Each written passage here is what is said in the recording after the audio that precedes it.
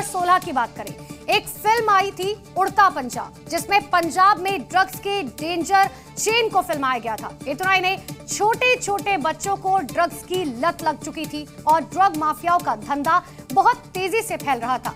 कुछ ऐसे ही हालात मौजूदा वक्त में भी पंजाब के हैं और ऐसे में इस ड्रग्स के नेटवर्क को तोड़ने के लिए पंजाब की मान सरकार अब योगी फॉर्मूले पर काम शुरू कर चुकी है। ड्रग्स माफियाओं के खिलाफ बुलडोजर और एनकाउंटर जैसे एक्शन किए जा रहे हैं। साथ ही सीएम भगवंत मान ने अब ड्रग्स माफियाओं की संपत्ति जब्त करने के आदेश जारी कर दिए हैं। इसी के साथ पंजाब में ड्रग्स के खिलाफ सरकार का सबसे बड़ा अभियान तेज हो गया। मुख्यमंत्री भगवंत मान ने सभी जिलों के डीसी और एसएसपी को सख्त निर्देश दिए कि राज्य को नशा मुक्त बनाने के लिए कठोर कार्रवाई करें। इसके तुरंत बाद पूरे पंजाब में नशे के विरुद्ध युद्ध के तहत बड़े पैमाने पर छापेमारी शुरू की गई। सीएम भगवंत मान के आदेश पर सभी जिलों में टीम गठित की गई। 12,000 से अधिक पुलिस अधिकारियों को इस ऑपरेशन में लगाया गया। 750 से अधिक ठिकानों पर एक साथ छापेमारी हुई। एनकाउंटर के साथ बुलडोजर एक्शन हो रहा है। ड्रग्स तस्करों की संपत्ति जब्त करने के आदेश दे दिए गए और मंत्रियों को जिलों की जिम्मेदारी सौंपी गई। पंजाब में ऐसा पहली बार हो रहा है जब मुख्यमंत्री से लेकर मंत्री और पुलिस अधिकारी तक ग्राउंड पर उतर चुके हैं। नशे के खिलाफ चौतरफा कार्रवाई हो रही है। ड्रग्स माफियाओं के ठिकाने पर छापेमारी हो रही है और जरूरत पड़ने पर एनकाउंटर भी हो रहा है। ये चेन हम तोड़ेंगे, जब नशे की चेन तोड़ेंगे, जब बड़े बड़े ड्रग पैडलर जेल में जाएंगे, जब पूरा ये तहस नहस होगा, उसके बाद मैं समझता हूँ जो कंज्यूमर है, जो ड्रग एडिक्ट है, उसके लिए हेल्थ इंफ्रास्ट्रक्चर भी होना चाहिए। ड्रग्स के अगेंस्ट कोई भी किसी को डिफेंड नहीं करता और ना करना ही चाहिए। 3 साल बाद, क्योंकि इनके तो चीफ मिनिस्टर ने कहा था कि 4 महीने में हम सुपर सीएम ने कहा था और आज तक ये जागे नहीं है, तो आज अगर जागे हैं तो अच्छी बात है। दरअसल पंजाब के सीएम ने पुलिस कमिश्नर और एसएसपी को क्लियर कर दिया कि 3 महीनों के भीतर नशे का पूरी तरह खात्मा होना चाहिए। ड्रग्स के खिलाफ कार्रवाई नहीं करने वाले पुलिस अफसरों पर सख्त कार्रवाई की जाएगी, क्योंकि पंजाब को उड़ता पंजाब बनने नहीं दिया जाएगा। दिल्ली की मुख्यमंत्री Rekha Gupta full action mode में नजर आ रही हैं। आम आदमी पार्टी की सरकार को भ्रष्टाचार की फाइल्स लगातार खोल रखी हैं और वार्निंग भी दे रखी है।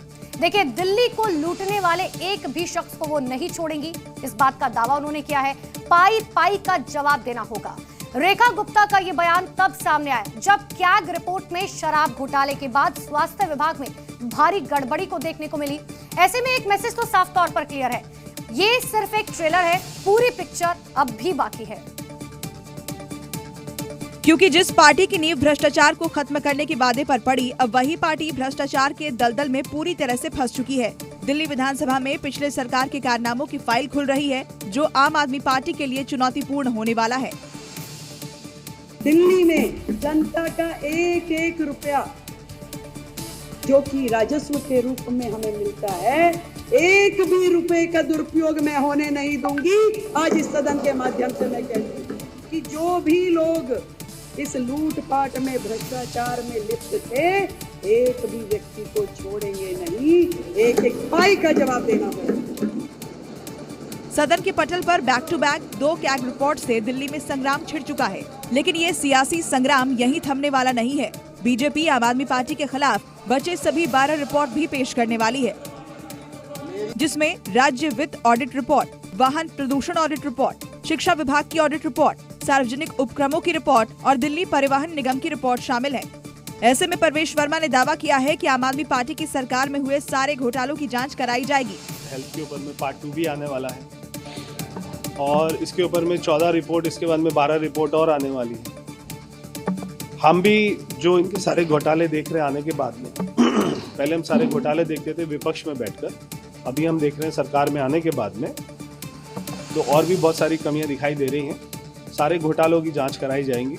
यानी दिल्ली में रेखा गुप्ता की लीडरशिप वाली बीजेपी सरकार केजरीवाल की कुंडली खंगालनी शुरू कर चुकी है।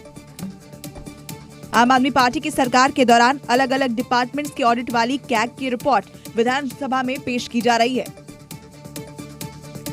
देश की राजधानी दिल्ली के बाद झारखंड में भी कैग रिपोर्ट में बड़ा खुलासा हुआ है।